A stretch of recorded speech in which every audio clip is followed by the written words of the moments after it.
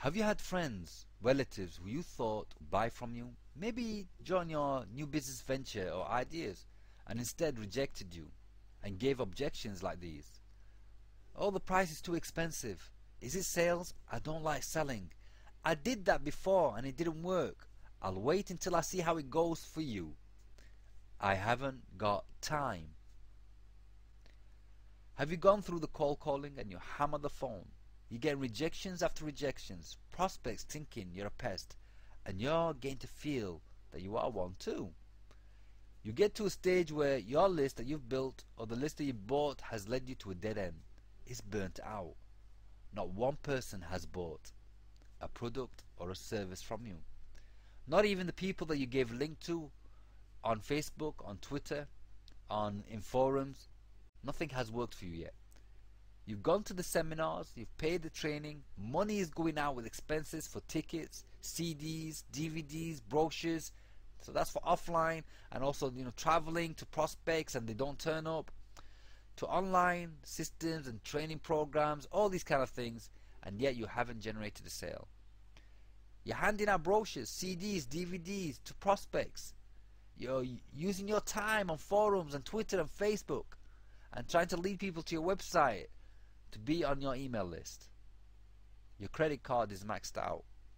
You're tired, you're frustrated, and still your email list is not responding, and it's costing you money. Hi, this is Adam Taha, and what I'm going to say next will set the stage to go on a journey to understand the 10 buy buttons inside your customer's brain. I'm going to take you on a journey on why customers buy and why they don't. Understandably, you might have questions on whether it works for you, your business, your talent, or the company that you're in. Well, Switch has no limits. Yes, it will work if you're an artist who sells paintings. Yes, it will work if you're an architect who wants to attract companies or new clients. Yes, it will work if you're a singer, songwriter, producer, DJ, selling your music and songs, and any artist within any creative field. Yes, it will work if you're a web developer, a graphic designer, a photographer. It will work if you're selling mobile phones. Yes, it will work if you're in any company selling a product or a service. Yes, it will work if you're a hairdresser. Switch will work even if you're in a different country speaking a different language. Because this isn't about business to business or customer to customer. This is about talking from one brain to another. The main thing right now is that you have a product, a service, or a talent. You know there's something missing, you just don't know what it is. And all the lead generating formulas, the traffic formulas, the seminars, the conferences, the articles after articles, the free ebooks that you're getting, the blogs after blogs, sales marketing websites are not revealing to you what is missing. Even the many email newsletters that you've subscribed to are not giving you the answers. And you are sick and tired of being stuck where you are. So all the advice you have got right now has not given you certainty, practical step-by-step knowledge. They're just motivational articles, books that skim through what you need to know and give you practical step-by-step in getting it done, in generating the sale. And you learn methods that don't sit well with you anymore, and you don't feel like a true entrepreneur with real business. It's created doubts, it's caused more confusion, you're in a worse position than before, and you're unhappy maybe, and you're not generating consistent sales. Great, then this is for you. Here's what you need to know. Everything the customer does is done from memory. Everything. As a child, as a baby, they've experienced what hurt, what burns, what's happiness, joy, sadness, all these kind of things, yeah? As they get to a teenager, the brain has also collected some more experiences. These experiences are information stored into the memory. Bullying, rejection, criticism, what it feels like to be embarrassed, what it feels like to be judged, what it feels like to be tricked, isolated, lied to, what it feels like to be pushed and controlled and forced by peer pressure, what it feels like to love and be loved and being ditched and hurt, what it feels like to be jealous and to have other people jealous of you. Okay? Joy, happiness, pleasure. And there are other things as well. All this information now is stored in your customer's memory. As an adult, the brain has collected experiences again. These are, again, humiliation, debt, consequences, loss of job, the feeling of when lied to, the loneliness of isolation, the peer pressure again, the hurt and anger and loss when cheated on, rejected, the betrayal, the humiliation, what it feels like when their privacy has been invaded, the type of tricks that have been used to get in through the door or through the telephone, and the frustration of switching on the TV and seeing commercials interrupt their movie, to what it feels like working for somebody else who doesn't appreciate them, or working for somebody else that does appreciate them, to joy, happiness. All these kind of things are stored in the memory of your customer's brain. All this information serves a purpose: to help the owner of the brain to survive. From the beginning of time, human beings have a brain that helps them to survive, to protect themselves. It works automatically, unconsciously. It just switches on. It is why the brain is always alert to problems, a threat. Let me give you an example. Think of one of the biggest shops in your city and go in there with a hoodie, okay, or a cap. Have a hoodie but wear a cap and jeans and trainers and walk in there, and what's going to happen is suddenly the security guards are going to keep an eye on you. They're going to detect that you're a threat. You could be a problem. You could be some rebel teen. You could be some guy who steals things, whatever. They assume that. That's their guess. No, it's perception. Whatever information stored in that security guard's mind or police officer's mind about a certain type of people, the clothes, fashion, whatever, that's their perception. Now go back again the next day, but this time wear a nice suit with a tie, okay, briefcase, look like $1 million, entrepreneur. Walk in there, be totally different. You won't feel that agitation that someone's watching you or a security guard's following you.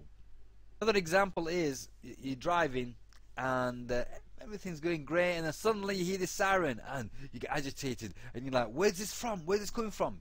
You look in the mirror, it's a police officer, and you start thinking, did I do my insurance? Am I MOT? Is the backlight fixed? Did I fix it? All these kind of things. And then you find out that the police car just wanted to get by because either he's chasing somebody else or he wants to get somewhere. Nothing happened. You're okay. You're safe. What happened was the siren got your brain's attention. And all these things that's in your mind, in the memory of what you saw on TV and all sorts, maybe personal experience with the police, had grabbed your attention. And he saw that as a threat and said to you, hey, slow down, move to the side, or, have you sorted this out? Have you sorted that out? All these things. For now, I want you to ask yourself this question. You know now that the highest trigger response in the brain is to avoid a threat, and it's about a problem. The problem, it wants to investigate. It wants to see what is it? What's strange? What's this thing? Yeah. What shall I do? What's the solution? From seeing through the window a little bit, just a tiny peek through the window of knowledge, knowing this, would you ever use this type of sales pitch? My product is the best. We have the best service. We are in 60 countries. Our products are scientifically tested. We have scientists, the best scientists in the world working for us. My graphic design skills are awesome. Our company is #1. My music, my loops, my painting, my novel is better than that artist there. Check this out. It's an awesome service. Click on this link. Have you noticed something here? None of these lead with a problem. None of these will reveal threat to the brain of your client. But also the memory of your customer heard these before and judges these statements as a threat as well, but in a different way. What way? They remember the sales rep who invaded their privacy and tricked them. They remember the networker who hassled them, who followed them and hassled them. Or they remember a sales rep who called them on the phone, who didn't tell them the full picture, who wouldn't get off the phone. When the customer said, I'm really not interested, can you call me another time? But he kept on going. They remember the 45-minute presentation, you know, and they remember how they were tricked in seeing that 45-minute presentation. They remember how they failed and how their brother and husband or friend failed in this business, or they remember someone used this type of product. They remember the awkward and uncomfortable feelings all of this has got them to feel, and they don't want to feel it anymore. They remember the junk of flyers, junk letters, junk email newsletters, the same sales pitch. Suddenly it's, oh no, it's happening again. Aha, this is a threat. I know where this is going. And you could be the nicest person in the world. You could be the person who really want to help that person. You could have the product or service that really gonna change their life. But because you followed a certain pattern, because you went and did what 97% did, that the brain that goes into the memory of the customer, and the customer thinks, oh no, I don't want to go there, no thank you. They will treat any sales rep, any distributor, you know, business person, whatever, who does all these as a pest. And this is what the brain does. The brain goes into a threat mode, and the customer reacts by giving objections, rejecting you, makes excuses, or says, you know, that they're interested in what you have, but they'll think about it, or they'll get back to you. They'll not get back to you. They just want to get rid of you. They don't want to feel that awkward feeling, you know, because they've been there before. If you're online, they will, it's the spam button, they will thumb it down, they will delete or block you. It might be a friend or relative, you know, they might just lie to you because they don't want to feel awkward, and they don't want to humiliate you or make you feel awkward as well. Alright, maybe it's a good person, you know, a person that really don't want to, you know, put you in that spot. So they say, well, I haven't got time, you know, I've got work, I've got this, I just don't have the time. If they're on your website, they'll hit the back button and they'll not purchase from you. They may never come back again, and they'll go and buy from someone else. That's it. You've lost that sale. So this is why then we lead with the problem. The problem is more effective when you want to grab your customer's attention. And all this talk about being an expert, you have to be an expert and lead that way as an expert, and then what will happen is people will follow you, they will like you, they will buy from you, they will trust you, and all this kind of thing is just a tiny drop in the ocean. That part there is a result of quite a few steps that you've got to do, which a lot of people have missed out. Now, you got their attention, but you see, that's the beginning. You got to keep their attention. That's why there are 10 switches, 10 buy buttons you've got to learn. It is a pattern. Now you can go, wow, phew, it's a pattern. Alright, that means there's step by step thing that I can follow. There's nothing mystical about it. Got it in one, my friend. It's just knowledge. Knowledge.